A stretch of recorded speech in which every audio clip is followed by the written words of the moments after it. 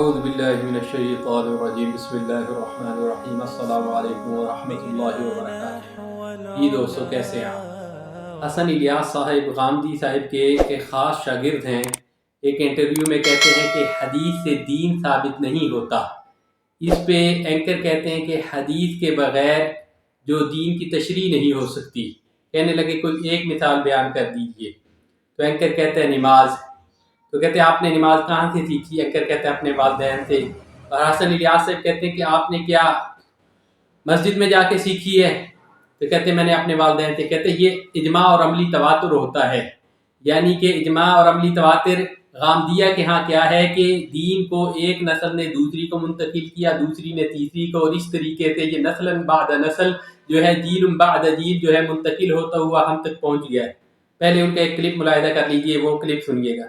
اسلام تو حدیث کا نام ہی نہیں ہے، اسلام تو نام ہے قرآن و سنت کا۔ حدیث تو رسالت مآب صلی اللہ علیہ وسلم کی نسبت سے لوگوں نے اپنے انیشیٹو پر کچھ باتیں بیان کی ہیں۔ اسلام حدیث کی تشریح کے بغیر مکمل نہیں ہوتا۔ کوئی ایک مثال بتائیں جو حدیث کے بغیر مکمل نہیں ہوتا۔ مطلب نماز پڑھنے والی بات؟ نماز تو میں نے حدیث سے کبھی لی نہیں، نماز تو اجماع اور تواتر سے۔ طریقہ اس کا طریقہ بھی آپ نے طریقہ جو ہے مسجد میں جا کر سیکھا ہے، حدیث کی کتاب پڑھ کے سیکھا ہے؟ میں نے تو اپنے والدین سے سیکھا۔ تو والدین نے کہاں سے سیکھا؟ حدیث پڑھ کے سیکھا ہے؟ والدین نے اجماع سے سیکھا۔ اجماع اور تواتر پریکٹیکل کنسنسس ہوتا ہے، اس میں کوئی چیز روایت میں نہیں ہوتی، لکھی ہوئی چیز نہیں۔ جی دوستو، کلپ آپ نے سنا حسن الیاس صاحب کیا کہہ رہے ہیں۔ بہت سے دوستوں نے اس پہ تنقید کی ہے اور ایک روایتی جو موقف ہے وہ پیش کرتے ہوئے کہ جی اجماع اور عملی تواتر یہ ہوتا ہے اور اس سے تو دین ثابت ہوتا ہے۔ اجماع محدثین کے نزدیک یہ ہے، جبکہ حقیقت یہ ہے کہ غامدیہ کے اصول و مبادی کچھ اور ہیں۔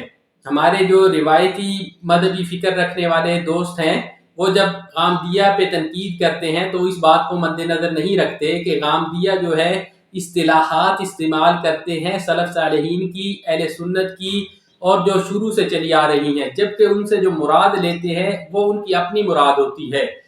تو اجماع اور تواتر سے غامدیہ کے یہاں کیا مراد ہے کہ ایک نسل نے دین کو منتقل کیا، دوسری نسل اس طرح ہم تک پہنچا۔ اسی طرح نماز بھی ہم تک پہنچی ہے، جبکہ اگر اس کو پریکٹیکلی دیکھا جائے، جو اس کو یہ پریکٹیکل کنسنسس کہہ رہے ہیں، تو ہر فرقے کا پریکٹیکل کنسنسس مختلف ہے۔ آپ دیکھ لیں اہل تشیع کے ہاں نماز کی حیت اور اس کے اندر پڑھی جانے والی بھی جو مختلف ہے، اسی طریقے سے اہل سنت کے ہاں اور ہے۔ اہل سنت کے ہی جو 4 مکاتب فکر ہیں، حنفیہ، مالکیہ، شافعیہ، حنبلیہ، ان کے ہاں بھی نماز کے اندر کتنے اختلافات پائے جاتے ہیں۔ تو ہر ایک نے نسل بعد نسل اپنے یعنی کہ آباء و اجداد سے سیکھی ہے۔ تو ان میں سے کس کا نماز کا طریقہ درست ہے؟ اہل سنت کو چھوڑ لیجیے، اسلام میں آ جائیں، عبادیہ آ جائیں۔ خوارج کا فرقہ ہے، پہلی صدی ہجری سے چلا آ رہا ہے، اور ان کے نماز پڑھنے کا کیا طریقہ ہے میں آپ کو بتاتا ہوں۔ عمان کے اندر یہ رہتے ہیں، یہ آتے ہیں تکبیر تحریمہ کہنے کے لیے، ہاتھ کندھوں تک یا کانوں تک نہیں اٹھاتے۔ یہ آتے ہیں، بس ایک شخص آیا سیدھا ایسے کھڑا ہو گیا اور اس نے نماز اپنی شروع کر دی تکبیر تحریمہ کہہ کے، نہ اس نے ہاتھ باندھے ہیں، نہ وہ اس طرح ہاتھ چھوڑ کے کھڑا ہو گیا۔ تو یہ بہت زیادہ اختلافات جو ہیں نماز کی حیت کے متعلق ہی پائے جاتے ہیں اسلام کے مختلف فرقوں میں، اور ہر ایک کا یہ دعویٰ ہے کہ اس کا جو طریقہ ہے وہ اصل طریقہ ہے، اور ہر ایک نے اسی طرح جیل بعد جیل جو سیکھا ہے، نسل در نسل سیکھا ہے۔ تو ان کے اجماع اور تواتر کے مطابق پریکٹیکل، جس کو یہ کنسنسس کہتے ہیں، اس کے مطابق اب کون درست نماز پڑھ رہا ہے؟ تو یہ ایک بہت بڑا سوال ہے۔ جو غامدیہ کا اجماع و تواتر ہے، اس کو جو ہے سائنٹیفکلی ثابت نہیں کیا جا سکتا، جبکہ جو محدثین کا اجماع اور تواتر ہے وہ ایک مختلف چیز ہے۔ محدثین کا جو تواتر ہے حدیث کے اندر، وہ یہ ہے کہ ایک طبقہ اس کے اندر اتنے زیادہ راوی روایت کرنے والے حدیث کے ہوں کہ جن کا جھوٹ پہ اکٹھا ہونا محال ہو، یعنی کہ عقل تسلیم نہ کرتی ہو، پھر دوسرا طبقہ، پھر تیسرا، اسی طریقے سے ہر طبقہ میں راویوں کی اتنی بڑی تعداد پائی جائے، یہ ہے محدثین کا تواتر۔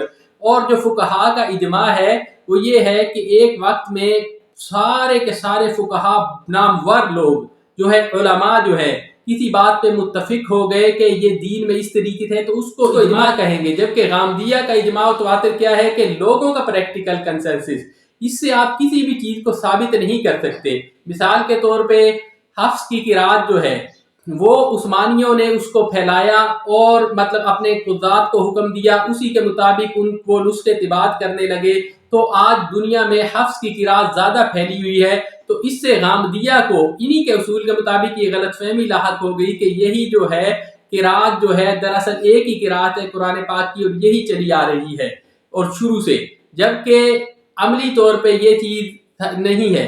مطلب ان کا جو اجماع اور تواتر ہے غامدیہ کا، وہ کوئی پریکٹیکلی ثابت نہیں کیا جا سکتا۔ ایک شخص ہے، اس کی 10 نسلیں اسلام میں ہیں، اس کے بعد وہ آگے کفر ہے، تو وہ کس طرح نماز کو ثابت کرے گا؟ تو بہت سے ہمارے دوست جو ہیں وہ اجماع و تواتر کو وہ اپنے فہم میں لے کے تنقید کر رہے ہیں، جبکہ غامدیہ کہیں گے اس سے تو اجماع و تواتر مراد ہی نہیں ہے، تو وہ کنفیوز ہو جاتے ہیں کہ یار میں تو صحیح بات کر رہا ہوں جبکہ یہ بات کچھ اور کر رہے ہیں۔ تو پہلے جو ان کے اصول مبادی ہیں ان کو سمجھ لیجئے، ان کے وہ کتنے پریکٹیکل ہے یہ میں نے آپ کو بتا دیا ہے کہ اس طریقے سے اجماع و تواتر جو غامدیہ کا ہے، جس کو یہ پریکٹیکل کنسنسس کہتے ہیں، مثال کے طور پہ بہت سے لوگ عید میلاد النبی مناتے ہیں اور یہ اللہ کے نبی کے وفات سے 300-400 سال بعد منانا شروع ہو گئے ہیں، لیکن ان کی نسل در نسل جو ہے اس چیز کو مناتی آ رہی ہے۔ اب وہ کیا کہیں کہ پریکٹیکل کنسنسس ہے، ہم نے اس کو ایک دین کے طور پہ لیا ہے، تو کیا یہاں پریکٹیکل اجماع اور تواتر جو غامدیہ کا ہے اس سے یہ بات ثابت نہیں ہو رہی؟ اسی طرح عیسائی کہیں گے ہم نے جو عقیدے اور اپنا جو نماز کا طریقہ ہے وہ جو ہے حضرت عیسیٰ علیہ السلام سے سیکھا ہے، نسل در نسل ہمارا یہ منتقل ہوا ہے۔ تو یہ جو پریکٹیکل ان کا جو کنسنسس ہے یہ کوئی عملی چیز نہیں ہے، اس کو سائنٹیفکلی ثابت نہیں کیا جا سکتا، جبکہ جو ہمارے اصول ہیں ان کو سائنٹیفکلی پروف کیا جا سکتا ہے۔ اس کا کوئی پروف نہیں ہے، یہ صرف ایک کہتے ہیں پخ ہے، ان کی ایک بے پر کی اڑائی ہے، غامدیہ نے اصول بنا لیا ہے، اس کے مطابق یہ بات کو گھماتے پھراتے رہتے ہیں۔ تو جو بھی دوست ان پہ تنقید کرنا چاہتے ہیں وہ اس بات کو مد نظر رکھیں کہ غامدیہ جو الفاظ استعمال کر رہے ہیں وہ اصطلاحات وہی ہیں جو ہم استعمال کرتے ہیں، جبکہ ان کے معنی اور مفاہیم ان کے اپنے ہیں۔ اس لیے بہت سے دوست جو ہیں بات کو سمجھ نہیں پاتے اور کنفیوز ہو جاتے ہیں۔ یہ دو مثالیں میں نے آپ کو دی ہیں، ایک قرات کی مثال دی ہے اور ایک نماز کی مثال دی ہے۔ اسی طرح سے مغرب العربی میں ورش کی قرات رائج ہے، نافع کی قرات، اور انہوں نے نسلاً بعد نسل جو ہے یہ سیکھی ہے، تو ان کے ہاں وہی مطلب قرات جو ہے دین ہے، اور ہمارے ہاں حفظ کی قرات رائج ہے، تو ہم نے یہ نسلاً بعد نسل سیکھی ہے۔ تو اس میں سے کون سی قرآن ہوگی؟ جبکہ غامدی صاحب کے مطابق جو ہے صرف حفظ کی قرات ہی یہ قرات متواترہ ہے۔ تو سمجھ لیجئے کہ غامدی صاحب کے جو اصول و مبادی ہیں وہ کوئی پریکٹیکل جو ہے ٹھوس قسم کے اصول و مبادی نہیں ہے جن سے دین سیکھا جا سکے، لیکن اس کے مقابل میں جو سلف صالح سے جو اصول و مبادی چلے آ رہے ہیں، جو پہلے لوگوں نے صحابہ تابعین تبع تابعین نے جو دین کی تشریح کی ہے، اس کو پریکٹیکلی آپ جانچ سکتے ہیں۔ اس کو مثال کے طور پہ آپ مسواک ایک سنت ہے، یہ کتابوں میں درج ہے، جبکہ عملی زندگی سے یہ نکل چکی ہے۔ اب کیا یہ سنت خارج ہو گئی دین سے؟ جبکہ اللہ کے نبی اس کو سنت کے طور پہ رائج کر کے گئے، صحابہ اس کو سنت کے طور پہ لیتے رہے، تابعین تبع تابعین لیتے رہے، لیکن ہمارے ہاں چونکہ یہ طریقہ مفقود ہو گیا ہے تو یہ اب سنت سے نکل چکا ہے۔ تو کیسے اس طرح آپ چیزوں کو دین میں داخل کر دیں گے، نکال دیں گے، ان کا کوئی پروف نہیں ہوگا کہ کب دین میں داخل ہوئی کب نکل گئی، تو اس طریقے سے دین جو ثابت نہیں کیا جا سکتا۔ تو جو ہمارے دوست تنقید کرنا چاہتے ہیں وہ اس طریقے سے تنقید کریں، انشاءاللہ ٹھوس تنقید ہوگی۔ تو امید کرتا ہوں آپ کو بات سمجھ آئی ہوگی۔ کوئی بات اگر آپ پوچھنا چاہتے ہیں کمنٹس میں مینشن کر دیں، انشاءاللہ ہم تسلی بخش جواب دینے کی کوشش کریں گے بعون اللہ تعالی۔ آج کے لیے اتنا ہی، اجازت دیجیے، اگلی نشست میں پھر حاضر ہوں گے۔ السلام علیکم ورحمۃ اللہ وبرکاتہ۔